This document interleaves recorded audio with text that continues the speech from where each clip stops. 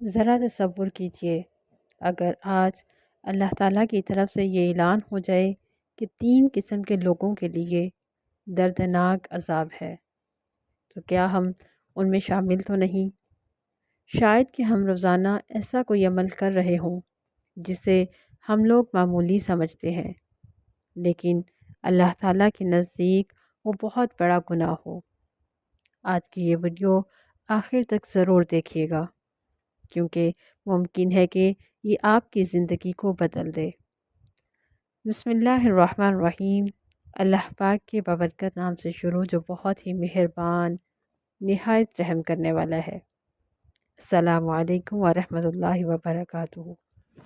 اسلام ہمیں صرف عبادت کا ہی نہیں بلکہ بہترین کردار، سچائی، عاجزی اور والدین کے ساتھ حسن سلوک کا بھی درس دیتا ہے۔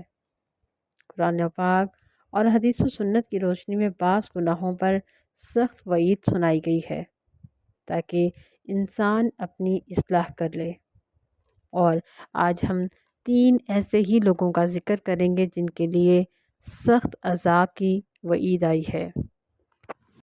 سب سے پہلے وہ انسان جو کہ تکبر کرنے والا ہو۔ رسول پاک صلی اللہ علیہ وآلہ وسلم کا پاک ارشاد ہے کہ جس کے دل میں رائی کے دانے کے برابر بھی تکبر ہوگا وہ جنت میں داخل نہیں ہوگا۔ اس کے ساتھ ہی اب ہم جانتے ہیں کہ تکبر کیا چیز ہے۔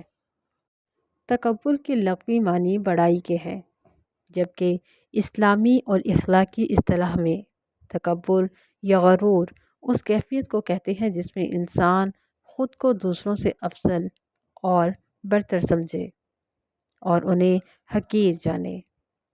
نبی کریم صلی اللہ علیہ وآلہ وسلم نے تکبر کی سب سے جامع اور واضح تعریف یہ فرمائی ہے کہ تکبر حق یعنی سچائی کو ماننے سے انکار کرنا اور لوگوں کو حقیر سمجھنا ہے۔ اب ہم جانتے ہیں کہ تکبر کے اہم پہلو کون کون سے ہیں۔ سب سے پہلا پہلو یہی ہے کہ حق کا انکار کرنا۔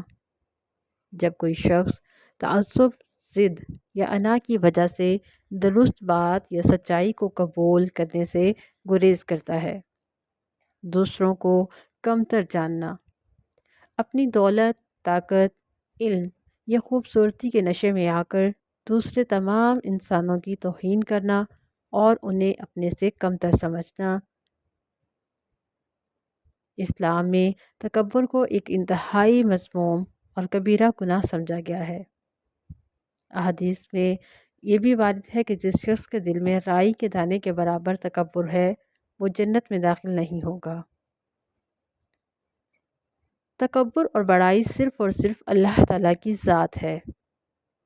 تکبر اللہ تعالیٰ کی صفت ہے، المتکبر۔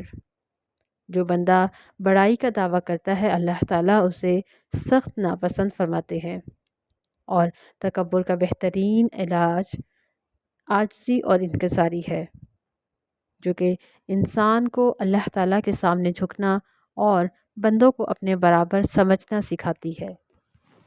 ہم نے یہ جانا کہ تکبر صرف مال دولت پر نہیں بلکہ علم، خوبصورتی، خاندان، عہدے یا عبادت پر بھی ہو سکتا ہے، اور یہاں یہ بات قابل ذکر ہوگی کہ شیطان کی سب سے پہلی نافرمانی بھی تکبر کی وجہ سے ہوئی۔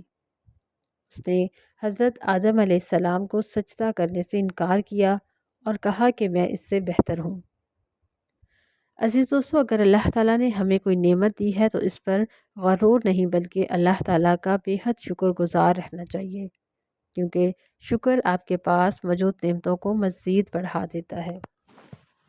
دوسرے نمبر پہ وہ شخص ہے جو کہ جھوٹ بولنے والا ہو۔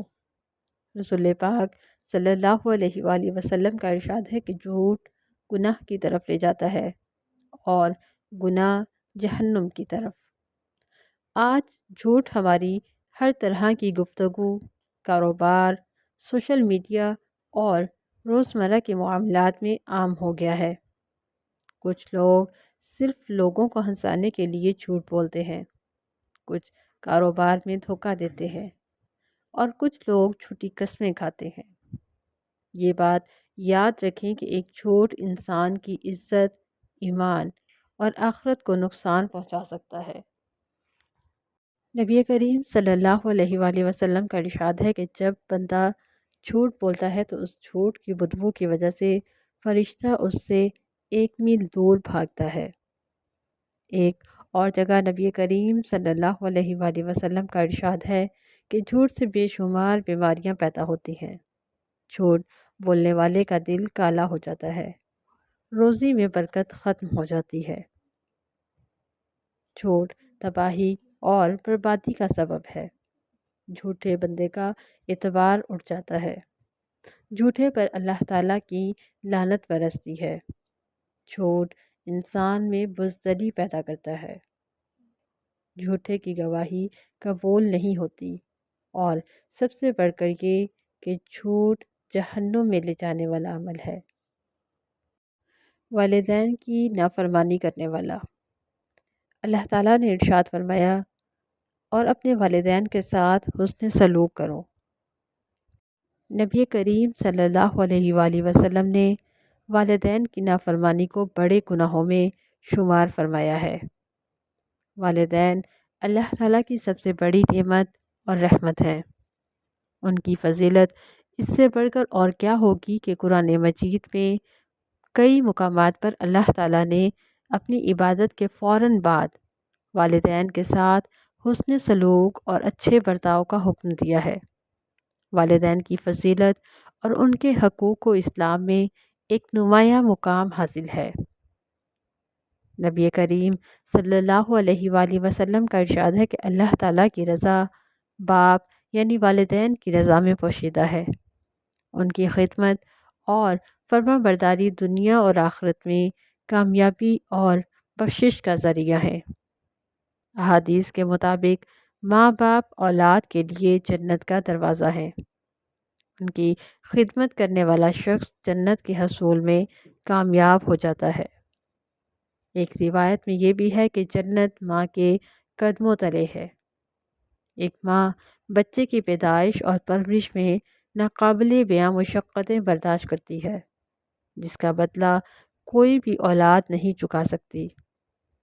والدین خصوصاً باپ کی دعا اولاد کے حق میں بہت جلد قبول ہوتی ہے، اور ان کی بد دعا سے بچنے کی سخت تاکید کی گئی ہے۔